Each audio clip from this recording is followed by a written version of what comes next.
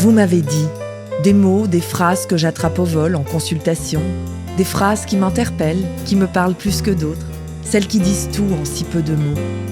Ensemble, écoutons ce qu'elles révèlent de nous, de nos relations, de nos vies. Je suis Amélie Boukobza, docteure en psychologie.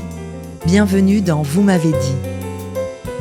Est-ce que c'est mal de ne Je pas suis en aimer train de tomber dedans. et à 100% Ne pas honnête? s'énerver devant Ça veut les dire enfants. accepter que Pas quelqu'un seul, est je parti. suis seul. Si on se sépare, j'aurai l'impression Sans de nous, le priver temps les avance enfants. quand même. Ça m'a déstabilisée, mais ça m'a plu. Je ne suis pas une femme J'ai d'affaires. tellement envie qu'il m'apprécie pour qui je suis. Vous m'avez dit. Faudrait pas qu'il meure en prison. Ce serait trop facile. On veut qu'il soit jugé, on veut le voir, on veut qu'il y ait une sentence, une peine. Et vous, face à un préjudice, vous est-il arrivé de penser qu'il était important que la personne soit jugée? Ressentir ce besoin impérieux que justice soit rendue? Pas seulement pour punir, mais pour que le tort causé soit reconnu publiquement. Cette phrase renvoie à une idée qui semble claire. Il faut que justice soit faite, mais en même temps, elle soulève quelque chose de plus ambigu, de plus subtil, cette frontière très mince entre justice et vengeance. Quand on y réfléchit, la justice publique ressemble à une manière socialement acceptée de canaliser notre désir de vengeance. Une institution qui prend le relais de nos pulsions personnelles pour les transformer en réparation collective, c'est pas mal. Et pourtant, est-ce vraiment de la justice ? Si on remonte dans le temps, la vraie justice dans son sens le plus ancien, œil pour œil, dent pour dent, ne signifiait pas la vengeance comme on l'entend aujourd'hui.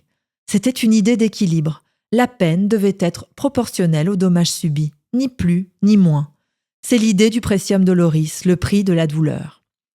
Imaginez, on vous cassait le bras. La justice exigeait alors que la personne responsable paie pour votre guérison, vos soins et les jours où vous ne pouviez pas travailler.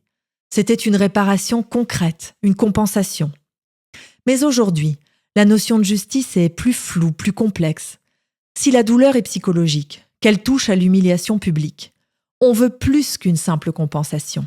On veut que l'autre souffre en retour, qu'il soit écrasé, pour égaler la douleur invisible qu'on porte en nous. Cette pulsion de vengeance, elle existe en chacun de nous, c'est humain. Quand on est blessé moralement, on veut que l'autre morfle sérieusement.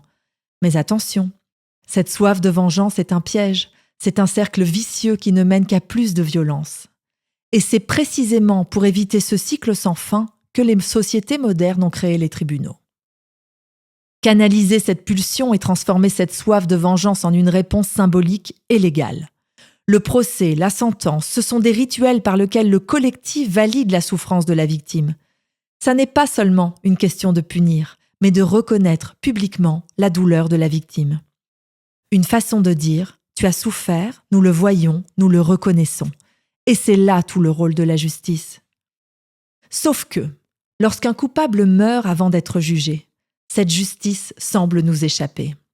La douleur de la victime reste sans reconnaissance, suspendue. On a besoin de ce procès, d'une sentence, que justice soit accomplie, pour apaiser tout sentiment de vengeance, et que cela cesse de nous hanter. Ce besoin de justice n'existe pas que lors des moments exceptionnels, mais il est présent dans la vie de tous les jours. Un licenciement abusif, un comportement malveillant, des gestes déplacés, bref, le quotidien. Pour autant, les failles de la justice existent. Elle peut ne pas nous accorder cette reconnaissance tant espérée. Des plaintes sans suite, des procès bâclés, des décisions qui laissent un goût amer. Ces injustices que la loi n'aborde pas faute de plainte et qui mériteraient au moins une forme de tribunal familial. Quand toute la famille sait, mais garde le silence. Alors comment vivre avec ça ? La justice est censée être une manière de réparer. Est-ce vraiment possible ? La justice est censée apaiser toutes les douleurs, calmer notre colère, répondre à cette envie viscérale de voir l'autre souffrir. Peut-on vraiment parler de justice lorsqu'une peine, même bien dosée, ne répare pas tout ce qui a été brisé en nous ?